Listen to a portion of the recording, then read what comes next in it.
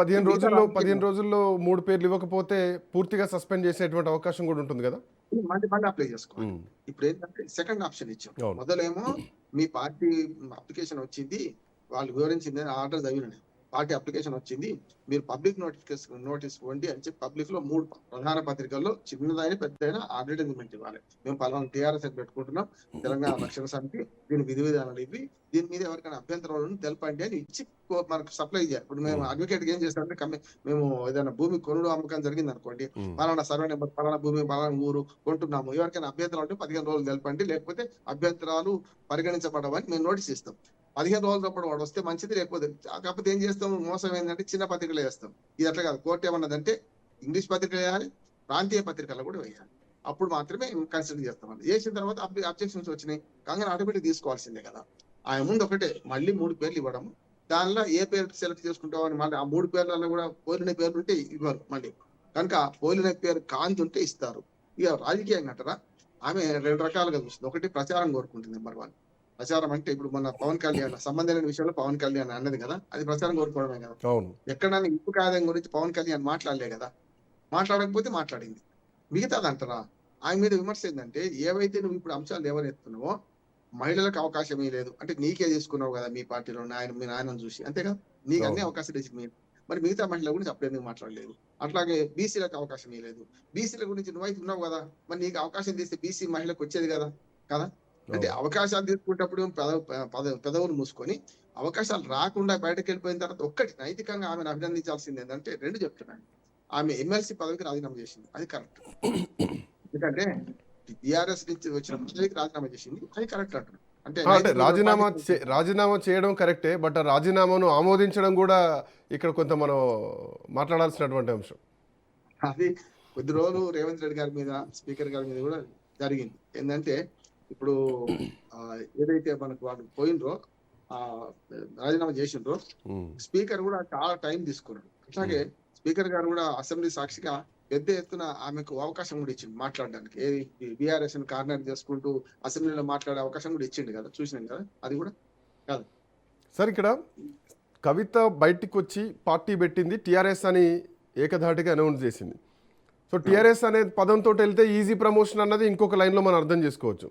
కవిత లాంటి వ్యక్తికి అట్లాంటి ప్రమోషన్ చేసుకోవాల్సినటువంటి అవసరం ఉందా?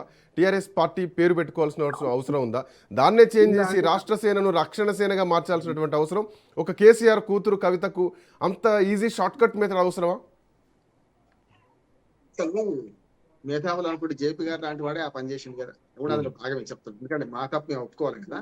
ఇప్పుడు లోక్సత్తా ఉద్యమ సంస్థ ఉండే, లోక్సత్తా ఉద్యమ సంస్థ బాగా పాపులర్ అయింది, కలెక్టర్లు లేచి నిలబడేవాళ్ళు. నిజంగా చెప్పాలంటే ఫ్యాక్ట్ లిస్టులు కూడా లోక్సత్తా అంటే పోదాంపా పంచాయతీ అక్కడికి పోదాం అనేవాళ్ళు కదా. నేనైతే అవన్నీ చూసిన. లోక్సత్తా పార్టీ పేరు పెట్టినప్పుడు కొందరు అభ్యంతరం పెట్టింది, వద్దు బాగుండదు, పార్టీ మార్చడం కరెక్ట్ కాదు, ఆ పేరు ఉద్యమ సంస్థ ఉందని పెట్టుకున్నాం కదా. అది కాక అందుకనే అటువంటి స్వార్థపడితే ఏమైంది, లోక్సత్తా పార్టీకి వచ్చే వరకల్లా రోషయ్య గారు మాట అన్నారు. ఏమని అంటే జేపీ గారు మా కులంలో మీరు కలిశారు కదా అన్న, రవీంద్ర భారతి సాక్షి నేనున్నా అంటే ఏం కులం నాకు అర్థం కాలే, ఆయనకు అర్థం కాలే. కులం అంటే ఇది అనుకున్నాడు. కాదు కదా, మా పార్టీలో కులం కలిశారు కదా మీరు కూడా అన్నాడు. అంటే కొంత స్వార్థం ఉంటది, ఎటువంటి వరకు ఉంటది. జేపీ గారు లాంటి వాడే లోక్సత్తా అనే ఒక మంచి గాయనైన నేమును వాడుకొని పార్టీ పెట్టిండే, మరి ఈమెకు ఉండదా? ఈమెకు టీఆర్ఎస్ నుంచి వచ్చింది కదా, ఉన్నది కానీ అది చెల్లెలే అంటున్నాను. అక్కడనేమో ఉద్యమ సంస్థ మాదే, పార్టీ మాదే కనుక మేము పెట్టుకుంటే ఎవరు అభ్యంతరం పెట్టలే. కానీ ఇప్పుడు అట్లా కాదు కదా. ఒక ఉద్యమ సంస్థగా ఏర్పడ్డ టీఆర్ఎస్ తర్వాత భక్తు రాజకీయ పార్టీకి మారి రాజకీయాల్లో పోటీ చేసి ఇప్పుడు చాలా మంది ఏమంటారు అంటే తెలంగాణ అయిన తర్వాత టీఆర్ఎస్ పార్టీ రద్దు చేసేది ఉండే, తప్పు కదా.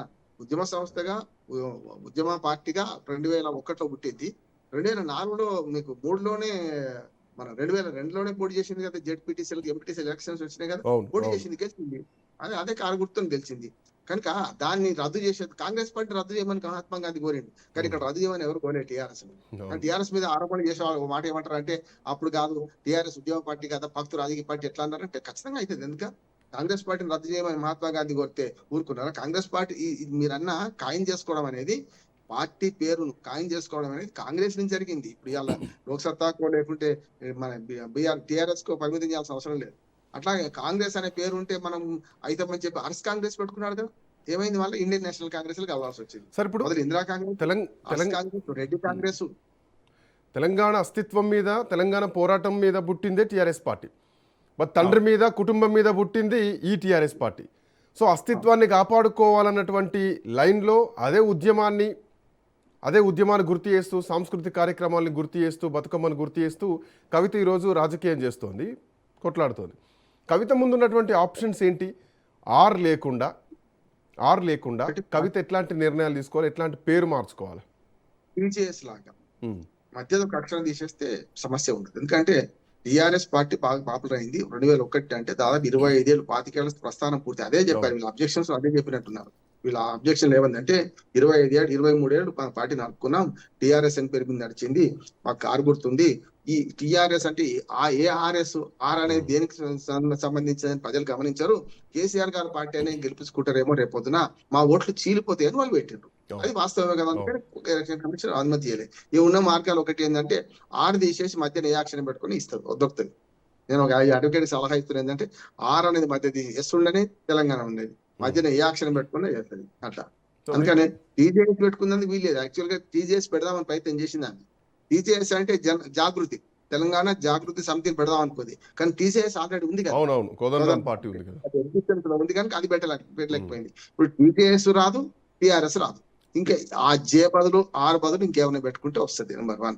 రెండోది మీరు అన్న రాజకీయంగా చూస్తే ఆమె బాగా ఖాయం చేసే తెలంగాణ సెంటిమెంట్ మళ్ళీ ఖాయం చేసుకుందాం అనుకుంటుంది. అంటే స్వామి కంటే స్వామి భక్తి, రాజు కంటే రాజభక్తి ఎట్లనో ఆ పార్టీ తెలంగాణ అస్తిత్వ పోరాటం చేస్తే అది నేను చేస్తున్నా అనే పందాల పోతుంది. అదే రకంగా మహిళలను, బీసీలను చేసుకుని మా పార్టీ తప్పు చేసింది మారిన మనిషి అని తనని అన్నది ఆమె. కనుక ఏ గుంట నక్కలు, బిడ్డ నక్కలు రకరకాల వాళ్ళని అవే బావనట్టుంది, అన్నను కూడా అంటుంది, సమస్య లేదు, వాళ్ళందరూ మారేండి అని చెప్పి. ఇప్పుడు దాని నుంచి తెలంగాణ సెంటిమెంట్ ను రగిలించేసుకుందాం అనుకుంటుంది. కానీ దానివల్ల సెంటిమెంట్ కంటే విధ్వంసం ఎక్కువ జరిగింది శ్రీకాంత్. తెలంగాణ నా ఉద్దేశం ఏంటంటే తెలంగాణ సెంటిమెంట్ పని అయిపోయింది, విధ్వంసం జరిగింది కనుక అస్తిత్వ పోరాటం జరుగుతుంది. ఇప్పుడు అస్తిత్వాన్ని సొంతం ఎవరు చేసుకుంటారనే దాన్ని బట్టి ఉంటుంది. అందుకనే బిహెచ్ఎఫ్సి ఎలక్షన్స్ వస్తున్నాయి కదా, మొన్న విగ్రహాల లొల్లి కానీ లేకపోతే దీన్ని టీఆర్ఎస్ అంటే కవిత సొంతం చేసుకున్నంత మిగతా పార్టీలు సొంతం చేసుకోవాలి చూసారుగా. ఎందుకంటే జిఎస్ఎంసీ ఎలక్షన్ లో సెటిలర్ ఓట్లు కావాలి వాళ్ళకి, ఆ 3 పార్టీలకు ఇంక్లూడింగ్ బీఆర్ఎస్ కూడా. కనుక వాళ్ళు ఇంత తీవ్రంగా పోతలేరు. ఏమైతే అయింది, ఎట్లాగా అస్తిత్వం కోసం పోట్లాడుతున్నా, వస్తే వచ్చింది లేకపోతే లేదు, కొండకు వెంట్రుక కట్టినాం పోతే వస్తుందని టీఆర్ఎస్ మన కవిత అనుకుంటుంది. కానీ కవిత మీద ప్రశ్న ఏంటంటే నువ్వు సుఖంలో ఉన్నప్పుడు అందరూ కాలు వంచుకున్నావు, నీకు ఎవరికి అవకాశాలు ఇప్పియలేదు. ఇప్పుడు బయటకు వచ్చిన కష్టకాలంలో తండ్రికి అండగా నిలబడాల్సిన నువ్వు అవినీతి ఆరోపణలు చేస్తూ బీఆర్ఎస్ డిమోరల్ చేసినావు. అవినీతిలో నువ్వు చూస్తూ ఊరుకోవడం కూడా నేరమే కదా అనే ఆరోపణ మీద ఉన్నది. అయితే దాన్ని తొలగించుకోవడం ఏం చేయాలి? ఇప్పుడు పూర్తి స్థాయిలో తెలంగాణ అస్తిత్వం మీద నేనే ఖాయం చేసుకుందామని ప్రయత్నం చేస్తుంది.